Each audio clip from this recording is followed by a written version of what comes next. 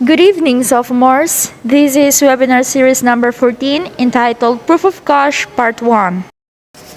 Our speakers for tonight's webinar are Ms. Minchi Obligado for the two dates bank reconciliation, Ms. Marijoy Ortiz for the introduction of proof of cash, yours truly, Maria Angelica Obinguar for the adjusted balance method, Ms. Lisa Ukba for the book-to-bank method, and Ms. Jacqueline Olarte for the bank-to-book method.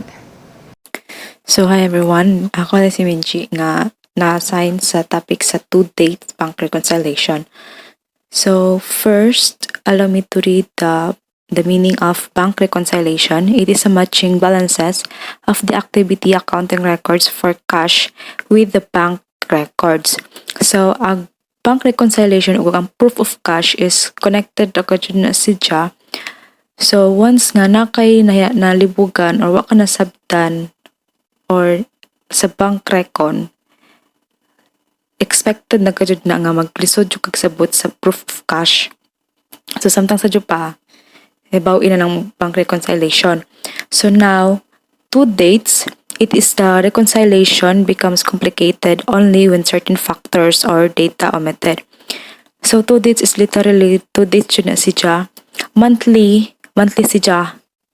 Monthly nimo isubmit, pero two dates inig-submit nimo. There are prior month and current month. So ag prior month, example ag prior month is January and the current month is the February. So untahay ag proof of cash sa February, i-appeal po nimo ang bank recon sa January. Among others, the omitted information may be any one or a combination of the following: book balance, bank balance, deposit in transit, and outstanding check. So, ang upat nila, mao na sila beginning and ending, which is the prior and the current month.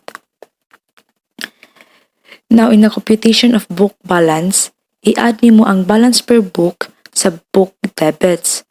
Then, i-less nimo sa book credits. So, mao na siya ang balance, ang answer ana is the balance per book end of the month. If the ending balance are not given, the following formulas may help. So, if the beginning balance are omitted, so ang formula is reverse nimo inikuha or mogamit ka sa workbook.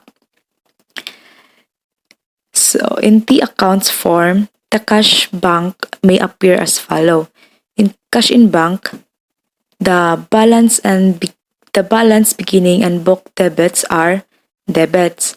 In the book credits and the balance ending are credit. In credit memo, it is not representing deposits credit that credited by the bank to the account of the depositor but not yet recorded by the depositor as cash receipt. So ang example niya is notes receivable, bank loan, and time deposit. So ang notes receivable is the collected by the bank in favor of the depositor and credit to the account of the depositor. So ang bank loan is credited to the account of the depositor, and the time deposit is transferred by the bank to the current account of the depositor, transferred by the bank to the current account of the depositor. In debit memo, it is items not representing checks paid by bank which are charged or debited by the bank account for the depositor but not yet recorded by the depositor as cash disbursement. So example ani is the NSF, technically defective checks, bank service charges, and reduction of loans. So ang NSF is the check deposited but returned by the bank because of insufficient fund. Kaitahay ang client ning bayad sa kumpanya tahay 20,000, and then ang nasuwat is 25,000 or ang nasuwat is 200,000 or 2 million. Insufficient bank murag ag check ana mo talbog or mo bounce ana. Then technically defective checks na technical defects ag bangko siguro ana. And then ang bank service charge mo na siya ang mga charges like intahay BDO to PNB na mga charges. Example anin pinaka-example dyan ani ang kanang Palawan. Then collect sa mga interest, collection, checks books, and penalties. And then the reduction of loan is the amount of deducted from the current account of the depositor in payment. Now, in the computation of bank balance, i-add nimo ang bank balance ay balance per bank sa beginning of month and then i-add nimo sa bank credit during that month. Nja, ilas nimo sa bank debit during that month sa mo na siya ang balance per bank end of the month. In T account form, the depositor's account, company X will appear as follows. So ang bank debits and balance ending are debit and the balance beginning and bank credits are credit. So ang book balance, hinumdumin na ninyo ang book balance, i-add ag debit less ag credit. Ang bank balance, i-add ag credit less ag debit. Now in bank reconciling, bank credits all items credited to the account of the depositor, which include deposit acknowledged by bank and credit memos. The absence of any statements to the contrary, bank credits are assumed to be deposited acknowledged by the bank. So the account of the depositor includes the deposit acknowledged by the bank and the credit memo. I-acknowledge pa siya sa bank. Deposit acknowledged by the bank. Then a bank debits are referred to all items debited to the account of the depositor, which include checks paid by bank and debit memos. In the absence of any statement to the contrary, bank debits are assumed to be checks paid by bank. So mo na siya ang checks and certified checks. Checks drawn and already given to the payees but not yet presented for payment. So ang certified checks pod is katong na siya stamp sa the word of accepted na makabutang nga word of accepted or certified indicating of sufficient fund na sakto nga pundo sa diyang bangko. Then in deposit in transit, collections already recorded by the depositor in cash receipt but not reflected on the bank statement. So these are the collections of statement and undeposited collections, or those still in the hands of depositor in effects. These are cash in hand awaiting delivery to the bank for deposit. So example ani is katong cash na mga currency, mga coins, currencies, cheque, electronic transfer like GCash, Paymaya, mga online banking, na nasjay rightful been reported in the bank balance sheet as cash but not yet update at the bank books. Na-report na siya sa bank balance pero sa bank books wa pa. So in computing of deposit in transit, i-add nimo sa cash receipt deposit during that month, and then mao na siya ang deposit to be acknowledged by the bank.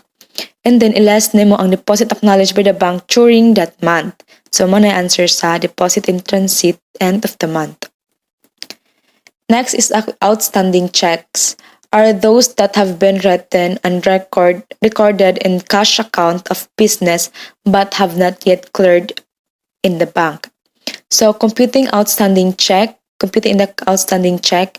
is outstanding check, i-add mo ang outstanding check beginning of the month sa check during that month. And then ilas nimo sa check paid by bank during that month. So mo na siya outstanding check sa end of the month. Ang outstanding check is already recorded by the depositor as cash disbursement but not yet reflected in the bank statement. And that's all. And now, let's move on to the discussion for the proof of cash. So, I guess, naka-attend mampod ang tanan sa bank reconciliation nga gibuhat sa mga previous webinars. So, the reason nga nung mas giuna og discuss ang bank reconciliation is for us to understand the proof of cash. So, unsa man daay name proof of cash? So, proof of cash is an expanded reconciliation in that it includes the proof of receipts and the disbursement. And so, expanded bank reconciliation gihapon ang proof of cash, pero expanded na siya. So, in the bank reconciliation manggod, what we did is to just reconcile. Though mag-reconcile man gihapon ta sa proof of cash, pero sa bank reconciliation, ipagipakita manggod nato dito ang ato ang mga adjustments nga gibuhat para ma-convert ang atong unadjusted balance to adjusted balance without even analyzing of where the receipts and the disbursements came from, which is na as a proof of cash. That is why proof of cash is an expanded bank reconciliation. So, nganong gitawag man po sa diyang expanded bank reconciliation or nganong gitawag nga expanded? It is because proof of cash is a to-date bank reconciliation. To-date siya in a sense nga duha ka date ang ato ang i-reconcile diring dapita. Mag-reconcile ta para sa prior month and mag-reconcile po ta para sa current month. So, unsa man day ang purpose or ang importance nganong naay proof of cash? This approach may be useful in discovering possible discrepancies in handling cash, particularly when cash receipts have been recorded but have not been deposited. Yes, muna yung purpose kay di ba yan nato malikayan nga naay mga discrepancies mahitabo, naay mga error mahitabo. So, mo nang tungod ani proof of cash, ma-discover to nato kadtong mga particular discrepancies. So, now, let's move on sa discussion nato. So, sa proof of cash, may mga basic technique nga gihimo si Prof. Karim Abitago kanang kuha na si Jack kanang more proof na si Jack dito sa CP o sa Rio online reviewer ma'am siguro wapo ko sure pero nag-rank na si Jack top 1 kana siya CPA na siya. So na si Jack gi-formulate nga mga techniques para mas masabtan nato og unsa o nato pag-analyze, pag-identify sa mga items sa proof of cash. So, first step is to analyze the beginning and the ending columns as if in the normal bank reconciliation. So, ato si Jang mo'y unang i-analyze.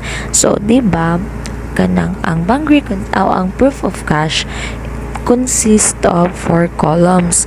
First column is for the prior month, second column is for the receipts, the third is for the disbursement, and the fourth is for the current month.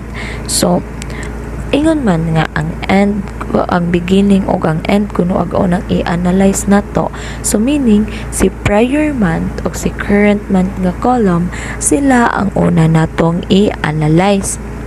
Sila ang kanang kay kuan man kuno kay kana sila dan dapita kana nga columns the first and the last kay mo man na ang treatment nato sa mga items diha is the normal bank reconciliation. So kung giunsa nato na nga bank reconciliation mo pud na ang atong buhaton sa ana nga section sa proof of cash. So mo ni bud pasabot sa ana nga first kanang technique. So For the second step is to analyze the middle columns based on the nature of the item. So sa next pod, di ba humanam tag-analyze sa first and the last, adto na po ta sa second and the third, which is the middle columns. So imo si diyang i-analyze based kung unsay nature niya, unsay nature anang item, kung imo ba si diyang i-add, imo bang i-deduct, receipts ba siya, disbursement ba siya, for prior month ba siya, for current month ba siya. So diha man gud nga kanang column, diha na ang mas critical na nga column.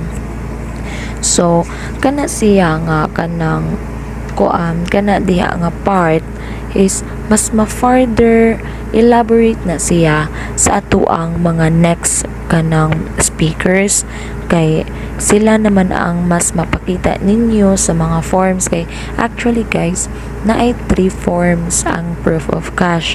The first form is the adjusted balance method, second is the book to bank method, and the third is the bank to book method.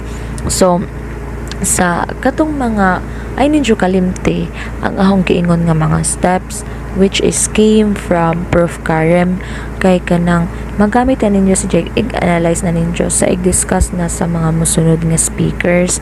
So I think that's it my report, and thank you for listening. Hi guys! Ako si Maria Angelica Obingwar, or you can call me Atimaan. And ang akong i-discuss is the first form or the first method of the proof of cash, which is the adjusted balance method. Before anything else, ato sa aning tanawon ang summary sa financial information sa Company X sa duha ka buwan for January and February. So as of January 31, na sila balance per book nga 50,000. And sa February 28 na siya 70,000. Sa ilang bank na sila balance na 84,000 sa January, and sa February na sila 124,000. The book debits and credits and bank debits and credits of the previous month or sa January 31 sa atong problem are not necessary. Maong sa current month ra ang naay data dire. For February 28 na sa book debits nga 200,000, so nainisod nga kwarta nilang 200,000. Book credits nga 180,000 sa disbursements na. Sa bank debits na sa 130,000 disbursement, ug ang nisod sa ilang bank na bank credits is 170,000. For deposits and transits, sa January 31 na ay 40,000, and sa current month na ay 75,000. Outstanding checks na ay 65,000 sa previous month and 119,000 sa current month. And as of check, natay 5,000 sa January 31 and 10,000 sa February 28. For the service charge, nara sa service charge nato is for the January 31 only, and which it amounted to 1,000. So sa atong notes collected by the bank na ay 15,000 sa January 31 and 20,000 sa February 28. Mao na ang atong financial data sa Company X. So let's proceed. Inighimo nato sa adjusted balance method. Diba sa giingon ni Ate Madre ganina sa proof of cash nga adjusted balance method, or any kuan is naay 4 columns. One is for the previous month, next is for the receipts, disbursements ang ikatulo, ug ang last column is for the current month. So sa morning ang porma sa atong proof of cash sa adjusted balance method. So for January 31, atong balance per book is 50,000. Like sa base sa atong problem ganina, natay receipts nato 100,000. Sa disbursement nato natay 180,000, and naatay 70,000 sa atong balance per book. Para sa current na month, February 28. Ang atong book reconciling items ani tulo ka buok. First is the notes collected, or the notes collected by the bank. Next is the NSF check, or the insufficient fund checks, and the service charge. For the notes collected sa current nga buwan, atong focusan na ani is Kay current man, i-disregard din nimo ang last column, manahong technique ani. Disregard mo ang last column. So, mag-focus ra ka sa January 31, sa receipts ug sa disbursements na column. So, magunahuna ka. Notes collected, unsa man na siya. So, nisod. Kay ning sud man, so imo siya idugang sa January 31 na column. Idugang nimo siya and it amounted to 15,000 according sa atong summary. So, kay 15,000 ang gidugang sa January 31, magunahuna ka kung asa nining effect sa karon na buwan, kung unsay na overstate niya nga kaya reconciling items man siya, sunod siya ka problem ani sa atong mga items. Sa receipts, ning overstate ba siya or understated, or sa disbursement ba siya nakaapekto. So, kaning sud man, receipts man, nadawat man, so ang naapektuhan jud ani is ang receipts. So, magunahuna ka, receipts, na unsa man siya, nasubrahan or nakubangan. So, kay, wa man nimo na-appeal naman ni kibali ang notes collected for nga dapat sa January na collect nimo sa February, so na-appeal nimo siya sa receipts.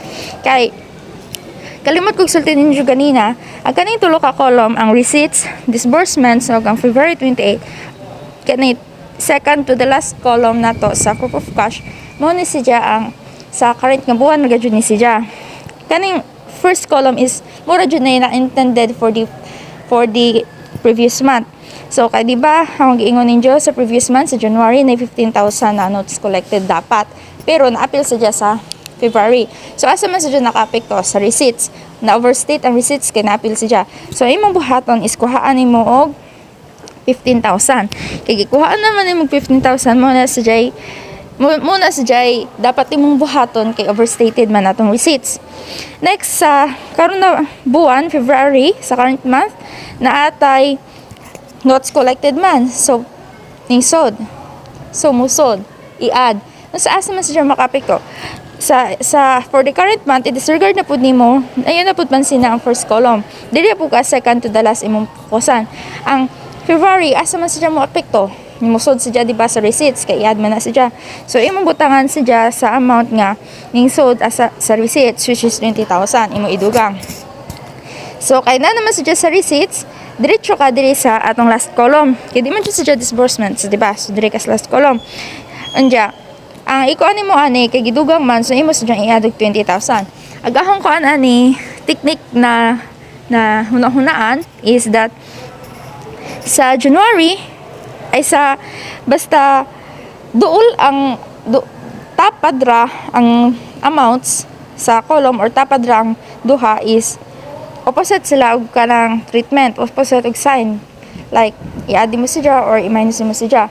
Pero kung lagjo gani sila, i-same ni mo siya, i-add, same add, dili, plus minus. Example, sa January, nato nga notes collection, di ba, nagtapad ang duha, 15,000 og si negative 15,000 or di less nga 15,000 nagtapad. Kaya nagtapad sila, so opposite sila. Plus ag usa, minus ag usa. Sa February, ang 20,000 lagjo. So, kay lagjo sila, dili na i-same na to sila treatment. Kung i-add mo sa usa, so i-add pa mo sa usa. Muna ahong na kuanan. Basta LDR, same, basta tapad ra, opposite sila og treatment. Example na pod, sa NSF check. Ang normal nga treatment na to sa NSF check is atong i-deduct. So, kay dapat man siya i-deduct, nato siya. So, sa imong focusan ani for the January ta. So, sa January, atong focusan ani is si January, of course, the first column, si receipts o disbursement. Ato na po i-disregard si last column. So, sa January, magunahuna ka sa NSF check. Unsa maning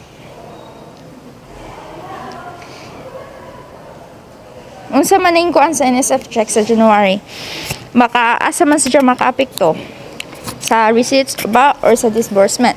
So, ang NSF check is insufficient fund. So, na-overstate kuan ni siya disbursement.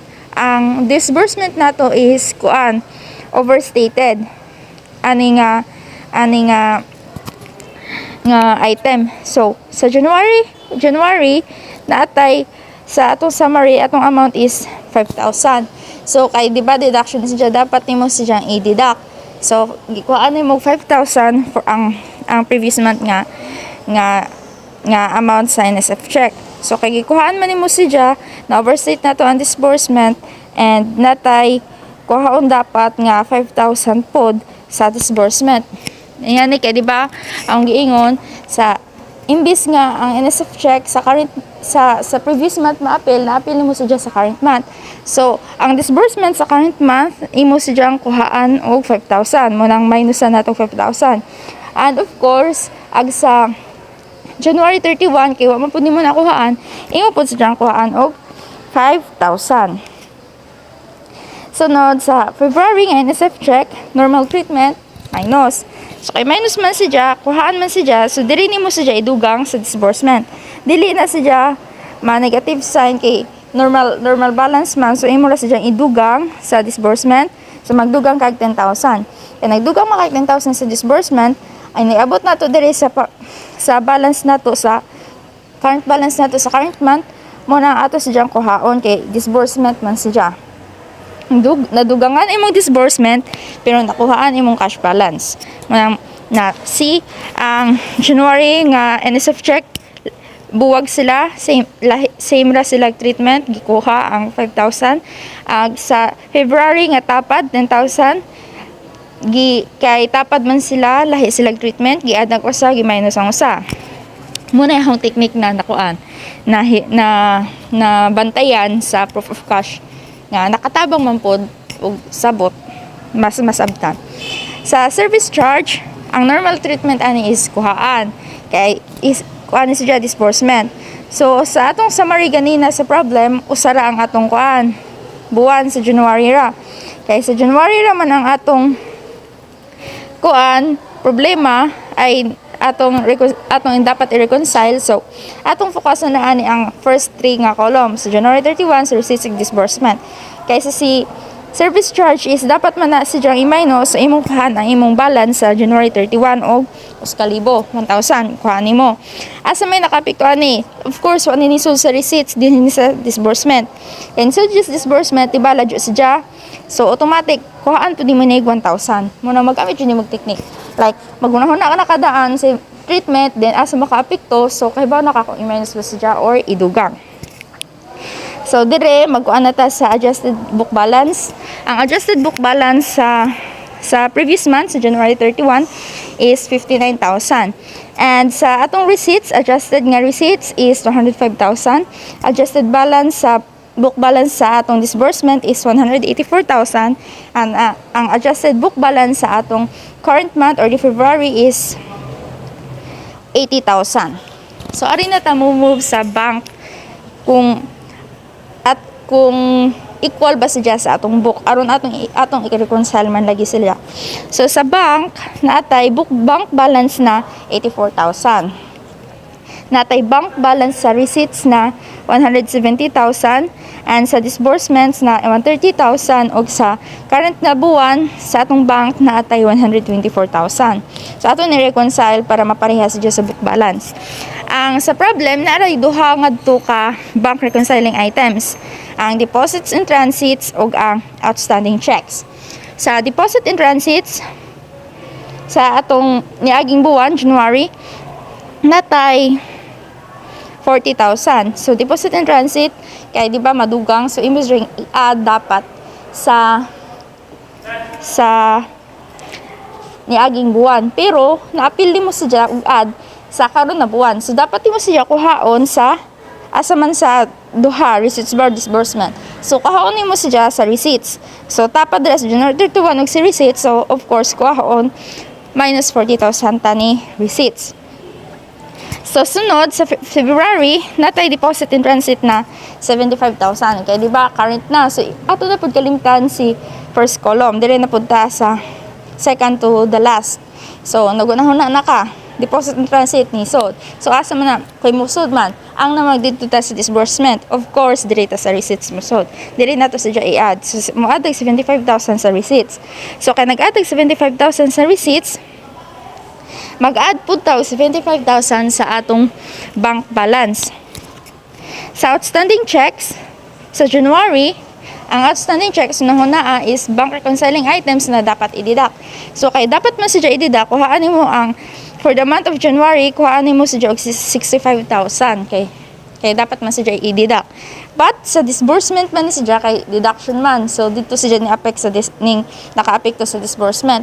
So ang atong disbursement is overstated. So ato po sadyang kuhaan og 65,000 sa disbursement. So pagka current month, asa man yung epekto, di ba? Ang giingon ninyo, ang outstanding check is deduction. So diri sadya sa disbursement. Kay diri man sadya sa disbursement, kuhaan nimo sadya og diha nimo sadya idugang. Like nadugangan ang imong gasto. So idugang nimo sadya og 119,000. Nadugagan man. Pero kay disbursement may nadugagan, of course, ang atong bank balance is makuhaan. So muna ang atong bank balance for the February 28 is kuhaan nato og 119,000. Muna ato sa diyang kuhaan og 119,000. So pag-adjust na para ma-reconcile nato, ang atong adjusted bank balance is 59,000. Of course, reconciled sa atong sa January 31 pud na book balance, so sakto ta. Next is 205,000 sa atong receipts. Sakto pod kay same siya sa book balance, reconciled na sila. Sa atong disbursement natay 184,000, reconciled pod sa atong book balance, and for the February or the current month natay 80,000, which is the same pod sa atong book balance. So atong agahurang ikakuan ninyo is mo lagi to imong analyzon, kailangan timan-an jud nimo kung asa makaapekto each item. Unsay normal nimo nga treatment each item. So timan-an nimo nga ang mga book reconciling items, mga notes collected, NSF check, service charge, unsay iya mga normal treatment. Like sa notes collected, unsa man siya dapat bitaw na siya idugang, di ba? So imong hunaw-naon idugang siya. So sa NSF check dapat siya ikuha, si service charge dapat siya i-deduct. So imo nang timan-an ug sa mga sunod na tong method hakbok di na ka magdibog basta kay bawo na ka normal treatment ana nila. Okay bawo ka kung asa sila na categorize sa book ba or sa bank ba siya nga reconciling items. So pag inigkuan mo din sa treatment ani kay opposite giingon LDR nga technique, LDR technique ug duol ka opposite siya og buhaton. Kung giadi mo usa agtapad imong i-minus. Kung LDR ka sa moto, kung same sila. Kung giadi mo ag usa agladyo nga iyang kaatbang is imo pong i-add same. LDR same og duol motong magkuan ka. Mag-opposite kag treatment sa duha. So mura to sa ahong part on. Thank you so much. Ang sunod na ang mga kabady ang mo discuss sa duha ka method, which is itong book to bank and bank to book. So good evening everyone. I am Lisa Akban. I am here to discuss the book to bank method. So book to bank method has its book reconciling item, and these are the credit memo, debit memo, and errors. So ma-add ang credit memo kay what will happen sa imong money if it is in the bank. So di ba gamiton ni siya sa bangko para ipautang na sagbalik sa mga manguham nila. So kagigamit man nila imong kwarta, hence na sila utang nimo. That's why kanang utang nila nimo nga mabilong sa credit memo, ma-add na siya sa imong balance per book. And then males ang debit memo kay kung kuhaon nimo ang kwarta sa usa ka bank, asa man padong ang kwarta? Di ba diha nimo?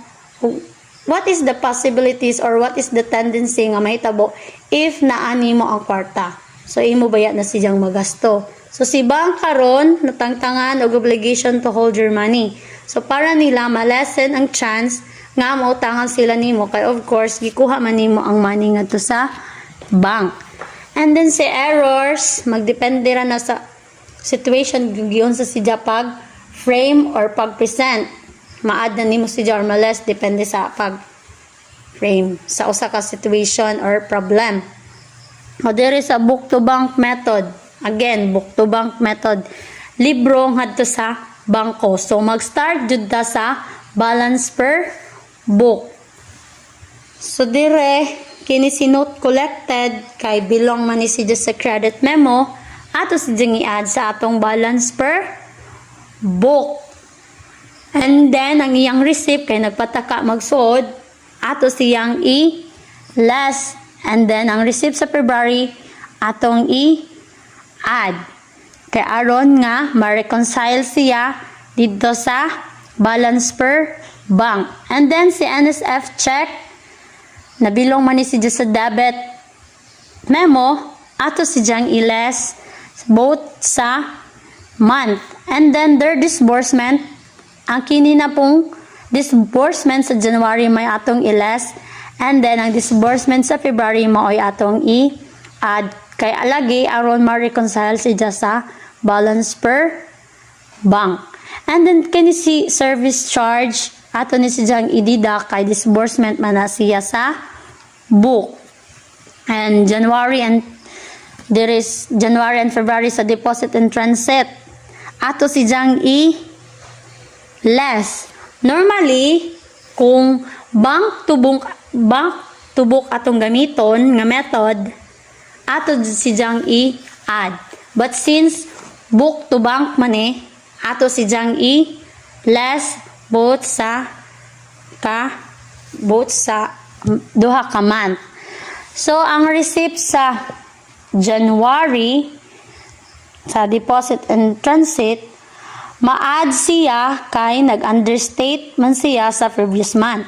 Then deduct ang sa February kay nag-overstate ang bank receipt sa current nga month. And then there is a outstanding check. Normally kung bank to book atong gamiton less jud ni siya. But since book to bank man ato siyang i-add both sa duha ka month. And then their disbursement atong i-add ang January nga disbursement kay nag-understate siya sa current nga month. And then i-less nato sa February kay nag-overstate na siya sa bank disbursement sa current nga month.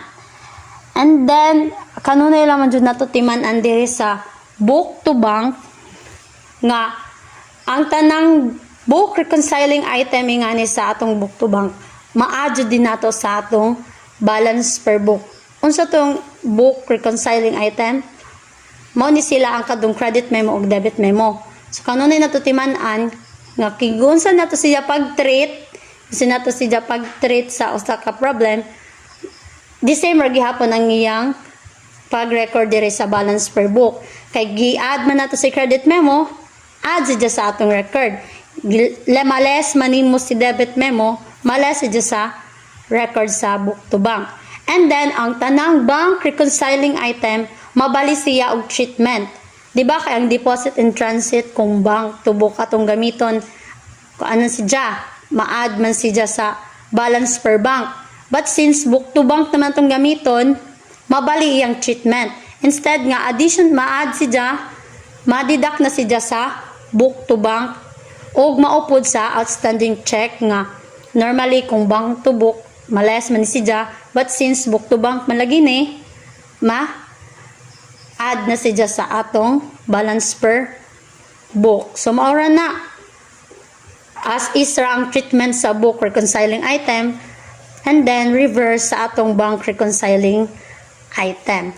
And then ang errors magdepende ra na kung yun sa siya pag-frame or pag-present sa usa ka situation. And I guess that would be all para sa book to bank method. Thank you for listening.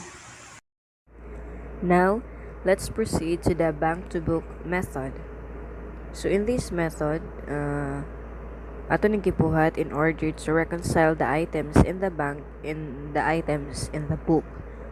So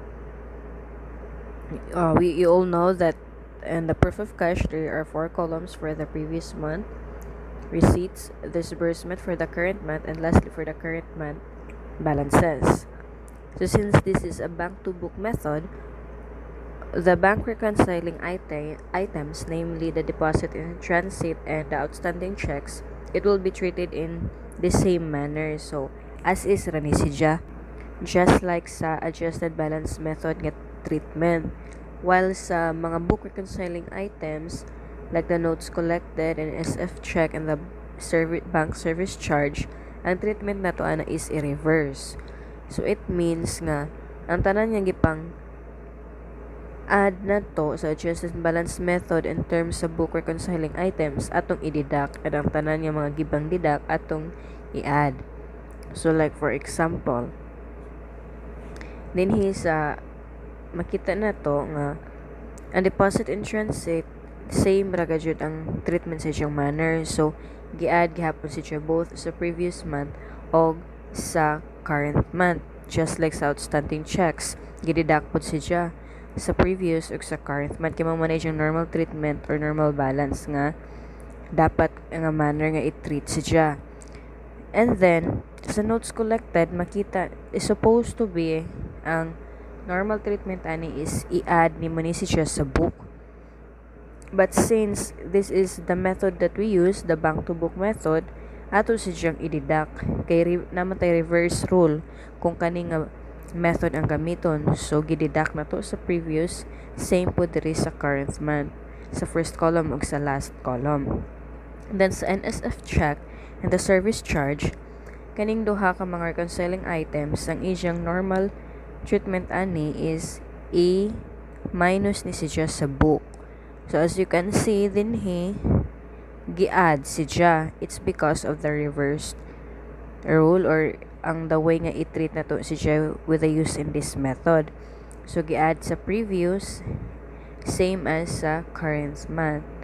So okay na to. In terms naman dinhi sa atong receipts ug disbursements, which is sa current month ni, kung mabantayan ninyo, kining mga nakadeduct nga mga numbers, this is because overstated mo nang gideduct, and then sa kaning mga gipang add in under sa receipts ug disbursement, gipang add ni sila because understated ang mga items ani nga time. So sa deposit in transit sa previous month gideduct siya kay overstated man, and then pag abot na sa current month gi-add siya kay na understate ang receipts as well as outstanding checks, and then the notes collection, the NSF check and the service charge, and so on and so forth. So na may technique, I can share you a technique in order for you to make it easier for you to solve this type of method or this proof of cash.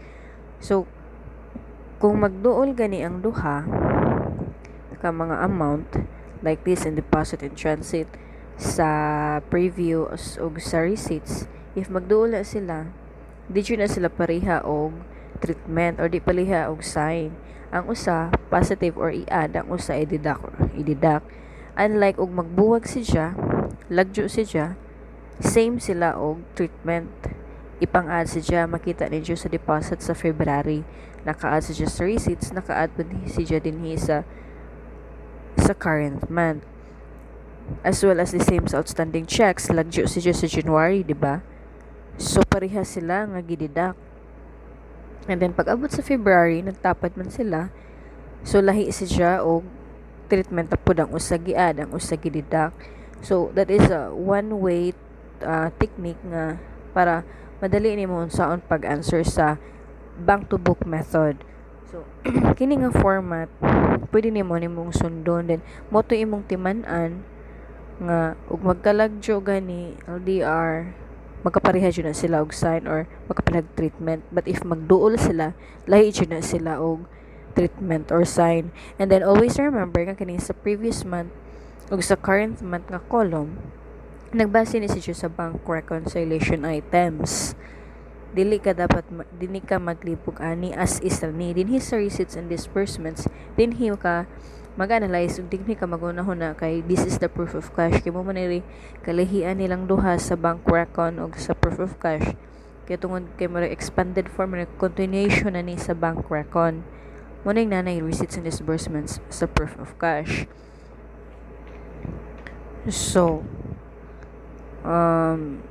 Mo na to tanan, basta ang timan ilaman ninyo, if bank to book method, the bank reconciling items as is rejudicial treatment, duway mausob.